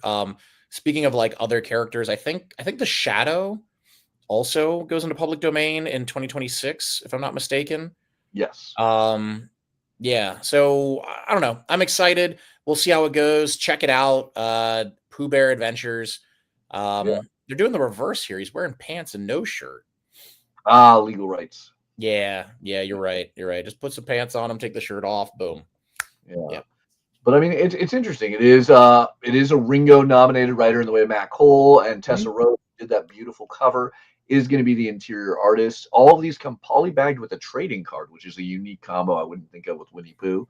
Weird. But it has my attention. I'm not going to lie. I'm curious to give it a shot. I'm there. Yeah. Just like Punk Taco. Nothing is more punk than tacos right there. Punk Taco is a new Paper Cuts graphic novel and Ringo Award winner. So, great one for all ages in softcover and hardcover. Now available at your local comic shop. We have a ton of fun things. Savage Dragon continuing the brand new issues of 7 Years in Darkness. We get puzzles for things like Sense and Sensibility, Pride and Prejudice, and Secret Garden. Not things I would think to have puzzles for, but as I am married to somebody who is obsessed with puzzles, they might be on my radar. There you go. Yeah, get some puzzles going. Get one of those giant tables where you can have like 3 different puzzles going at the same time. Those are fun. Don't get me in investing in more furniture. Yeah. All right. Skinbreaker getting ready to wrap up its first story arc from Robert Kirkman and David Finch. This has been a powerhouse that just, once again, it's like the Absolute books. It just, every issue outsells the last as I continue to order more and more. Yeah. No, I mean, it's Kirkman, it's fantasy, like, can't go wrong. Snow Monkey, so good. Snow Monkey is a very interesting concept, as it's not actually about a snow monkey. I don't know if you're aware of this. It's a young woman who wears a helmet of Wukong. Wukong, Sun Wukong being the classic Chinese mythological being from the Journey to the West. Yep. But when she dons it, she gains the experiences and abilities of every warrior that has ever worn the helmet before her. Ooh, And she that's uses fun. that to fight her father, who is training an army of deadly warriors. I love that. Yeah, that's great. Sign me up. I'm there. I'm there for the movie. I bought the T-shirt. I'll get the collector's AMC popcorn bucket. Like, yeah. I like it. Yeah, I'm fully in. We're coming up, on the wrap of Sonya Reborn with more issues of this modern day tale of Red Sonya. Not that you know from half the covers. Yeah, God. Spawn, continuing on in the aftermath of the battle between Hell and Heaven, thanks to Nyx, the new Queen of Hell. So this will be exciting there. And, Todd McFarlane, Brett Booth, you can never say no to that. Yeah, I'm there. Yeah, Spawn's been fun. Oh, hey. The Spirit of the Shadows. Yeah. If you're just tuning in, if you missed out earlier, I used my magic to summon Daniel and Nick, who wrote this masterpiece, this Eisner winner in the making. But it follows the tale of a young man who wakes up in the spirit realm, can't remember who he is, his past, and he has to go and collect these pages of his life book. Now, there's a bit of a twist at the end of the first issue, but this book is phenomenal. Think a Silver Age Spawn. Think Absolute Martian Manhunter, done by like Steve Ditko with a way of, more supernatural wild elements. I think Spirit of the Shadows is a book that will not only surprise people, it will shock people. It will remind you, it reminds me every time I read a new issue of why I love comic books so much. Do not miss out on this book. I got to emphasize it even further. I mean, this is like Nightmare Before Christmas meets Beetlejuice. It is Monkey Bone, but better. It is like Encanto for the mature and discerning Victorian loving, fan. Like, this is something else. Like, I truly believe this is a standard setter that people will be trying to replicate in the future. I'm telling you, Eisner winner right there. 5 gets you 10. And then, because I know Kyle can't talk, but he is definitely screaming at me, I have to talk up Spectrum, the deluxe edition hardcover. This is an amazing comic series. If you go back to last week's episode, this was something that Kyle put in the top 10 for 2025. There was an issue in this that was beyond phenomenal, but the series as a whole, amazing. And while the trade paperback is out now, this $40 hardcover is the deluxe way to own it. I love it. There you go. And art by Dave Chisholm, who did Plague House for Oni. So, yeah. Indeed, yeah. Check them out. Yeah. Dave Chisholm collections in one FOC. Exactly. Yeah. Dave's on a roll. All right. Now, I am a huge fan of Jeffrey Brown. And as a new parent, if you haven't discovered these already, Torma, I love these. Yeah. These are parenting encapsulated in fun Star Wars animation. Like, this is beyond brilliant. I love these books. It's the world if Darth Vader got to raise Luke and Leia, and I want this Star Wars world. I mean, I need my trilogy of sacrifice and betrayal and everything, but I want this world. I want this Darth Vader world. He's such a good dad. Yeah, he's trying. He's doing his best, and that's what any dad can really do. Give us like an animated series. Put it on Disney Plus or whatever. Absolutely. Strontium Dog. Talking about Rebellion in 2000 AD. I mean, look, I get looked at weird for this, but I think that Judge Dredd is great. Yeah. Rogue Trooper is great. Strodium Dog. Yeah, Strodium Dog is so good. I think I still like Rogue Trooper a little more, but that's because he's blue. But Strodium Dog is so sick. I'm glad they're bringing these back, because for years I feel like the 2000 AD Rebellion stuff has just been harder for people to find. So I'm glad they're making it more readily available, you know? $25 a hardcover is nothing. That is such an affordable price, and these are amazing because this is like Boba Fett meets Judge Dredd. That's the Yeah. best. It's Boba Fett, Judge Dredd combined. It is Perfect. amazing. Yeah. Yeah, But yeah, if you haven't checked out any of the 2000 AD stuff, you can start with Strontium Dog. The Judge Dredd stuff, of course, is classic. Rogue Trooper is great. I mean, honestly, I can't. Oh, Nemesis the Warlock is Yeah. so good. I love, Kevin O'Neill stuff. Like, yeah, but Strontium Dog, are they all FOCing this week? yeah, the first 5 volumes. So the 4 have been out before. They were just hard to get. Yeah. 2000 AD had a lot of issues getting through with Diamond, and I mean, I talked regularly with the wonderful folks at Rebellion, about that. It was difficulty. I mean, an English-based company trying to get their stuff over to America at a time where Diamond was not at its height. Yeah. But those first 4 volumes, if you missed out, you can get now. And then this is the first time Volume 5 has been FOC'd. Badass. Can't wait. Alan Grant, John Wagner, Carlos Esquera. Yeah, I mean, they were all powerhouses of 80s and 90s English comics. So, yeah. This is a huge one for me. Sunstone. Sunstone is one of my favorite slice of life American comics, although I could argue it is technically Croatian. Stepan Sejic is a brilliantly talented writer and artist, and he tells a very mature romantic comedy that at its core, well, you can argue, look, it's a story of lesbian BDSM. It is one of the greatest romantic comedies you will ever read. I am dead serious. One of the greatest romantic comedies you will ever read. This started out as a web comic back in the 2010s. Top Cow, which worked heavily with Stepan, did collections of it that were beyond amazing. And now for just $10 you can get that wonderful compact edition style book with a brand new cover. So I'm going to have to repurchase. You have to get it. It has a new cover. You have to get it, dude. This is amazing. It is, again, a mature book. It is not for young readers. There are some very sexual situations in there, but it is by no means something that I would define as pornography. This is a delightful, perfect romantic comedy that everyone can love. There's a lot of great geek humor in there. I mean, even in the format alone, you see geek humor, the measurements of it, the 6x9 edition, like, I don't know. It's funny. I love it. I cannot emphasize the need for that enough. Superman continuing on with issue 34, tying into the DCKO. We have Supergirl Being Super by Mariko Tamaki and Joelle Jones, which I really feel was criminally underrated when it came out. And I'm hoping with the new movie on the way, this is a must-have stocking for your store as well as reading, because criminally underrated. This was such a great book. Yeah, agreed. Final issue of Survive, Robert Venditti's incredible Cold War survival story of an American and Russian soldiers going head-to-head in a sinking sub. I do got to really quickly point out, though, the awesome Dave Johnson punk Superman cover. So good. But we got to get towards the end. We got to start wrapping it all up. I do apologize.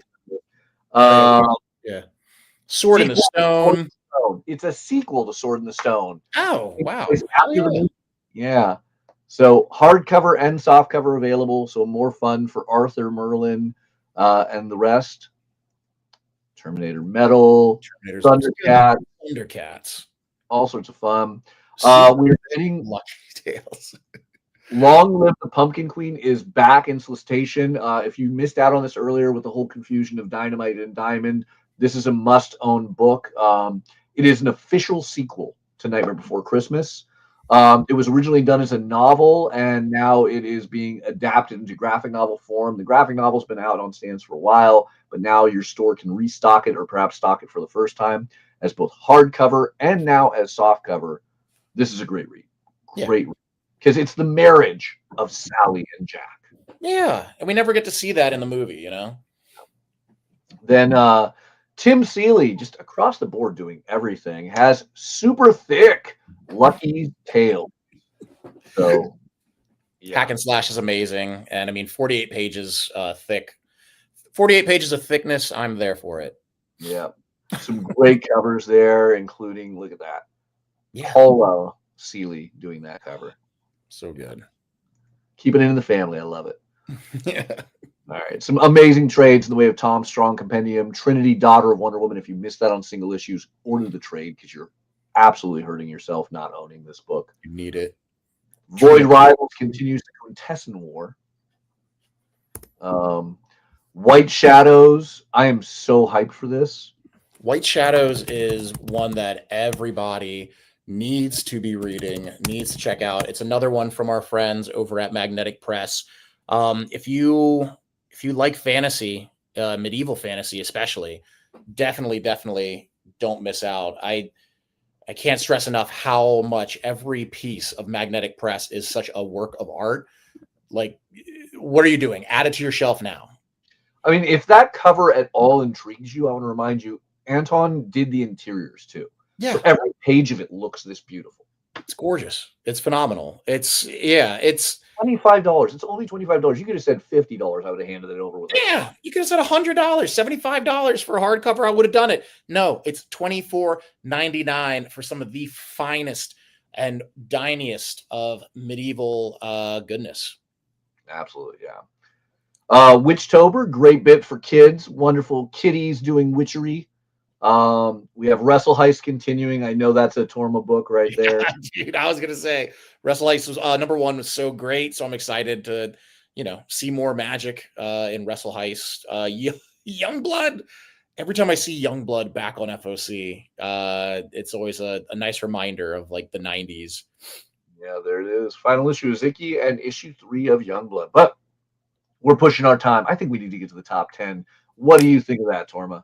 I love the top 10. The top 10 is my favorite part of any sort of show, especially this one. All right. So we're going to start off with our honorable mention.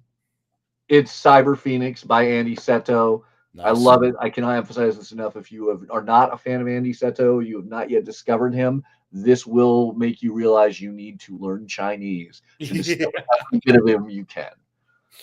Then we get to our top 10, starting with Scott Campbell, not J. Scott Campbell. It's not Jeff.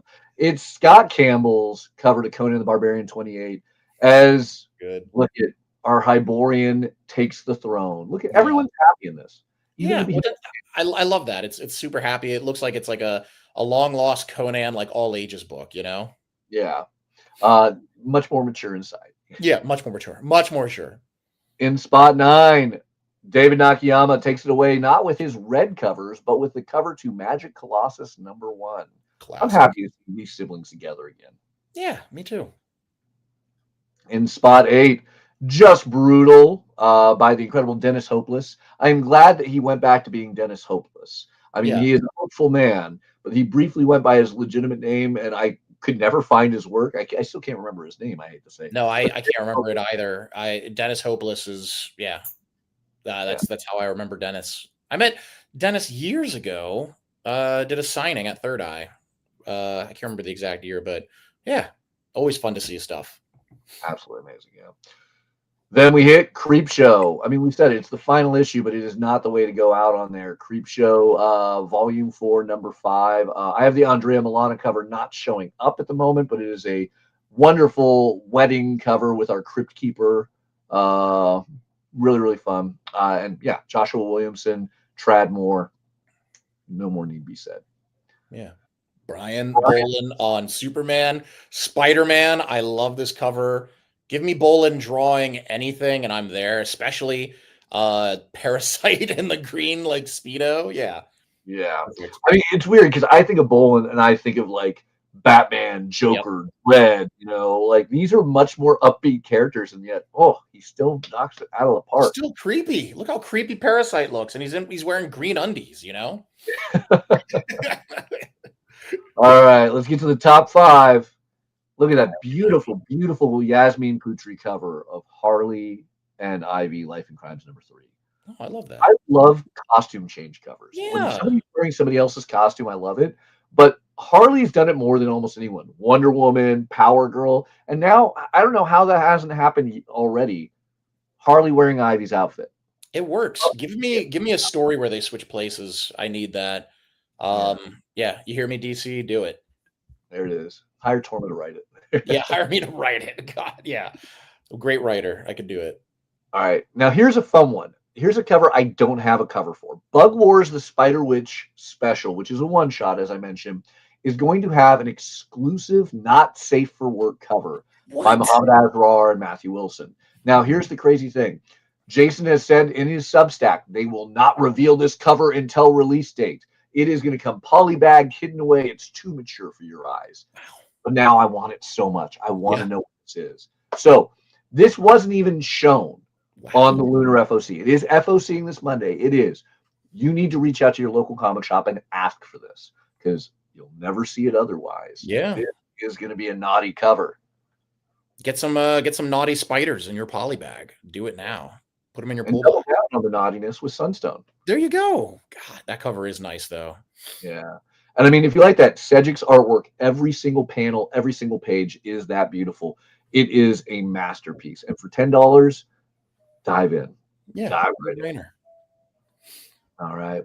Number 2 is The Crown, A Tale in Hell. I mean, Mike and Todd Mignola, two brothers dealing with the brothers of Hellboy in this, continuing our Hellboy and Hell storyline. And then, of course, Mike doing a new cover. I love it. I love it. I love it. Anytime. Give me Mike. But hey! the number one at the end of the day, because I wasn't messing around. There was no part of me that was faking this. Spirit of the Shadow, I think, is the big one. It is the mover and shaker. I do love the coffin number 1, which is, did you guys steal? Is that the Archie coffin number 1? I don't know. I plead the fifth on that, but I do love the coffin. I think it goes great. It almost makes like an exclamation mark with the Oni logo. And the Carl Kerschel cover has some amazing energy to it, let's just say. Yeah, I mean, I can't reveal who that character is. You'll find out in issue number 1, but when you find out, twist, and it is amazing, beautifully done by Carl, and man, just oh my gosh, I can't stress enough. You guys need to read this book. You have to read January 28th. You need it. 100%. If you don't read it, you're breaking the law. You know, it's so good. Red will come after you. Yeah, right. Oh, yeah. So good. Torbo will hire the Strodium dog to come after you. I will. I know. I have him on speed dial. I will do it. I'll pull him. I'll use my magic. You don't want Torma magic on you. Oh man. But awesome, Matthias. Thank you for the number 1. I appreciate that, dude. I mean, I cannot take that with anything other than it deserved it. It earned its spot there, and it was brilliant. Well, I'm honored. So, with that said, we have more later tonight on the EXP. The original art experience has a bunch of guests at 7 p.m. Eastern. It's about an hour from now. Then we have Nancy McCann from Comics Unlimited bringing you the Friday night live with classic vintage books and requests. So stay tuned to social media for more info about the other shows. We got a good week ahead of us, and we'll be back next week with more guests, more books on FOC, and all that fun. As for Torma, don't forget, you can always call him at the number listed on the bottom of the screen over just about anything, but keep it comic related. I know it's comic related. Beautiful beard, but you know. Thank you. Likewise. 443-534-8327. I am Torma from Oni. Hit me up, text me, ask me anything comic related, and I will text back. Even if you don't know me, introduce yourself. You know, I have the info there. Boom. Text me, please. January 29th. I want everyone to be texting Torma saying, like, man, you were right. Spirits of the Shadow is amazing. It's so good. Yeah. You can text me tomorrow and tell me, you know, because I know it will be. Save yourself some time. Don't miss out. Spirit of the Shadows is the book to check out. All right. So with that, get your local comic shop your orders as soon as possible. The sooner the better. Let them know what you want, what covers, and then, of course, that you need Spirit of the Shadows number 1. With that, we'll be back next week. Thank you all for watching.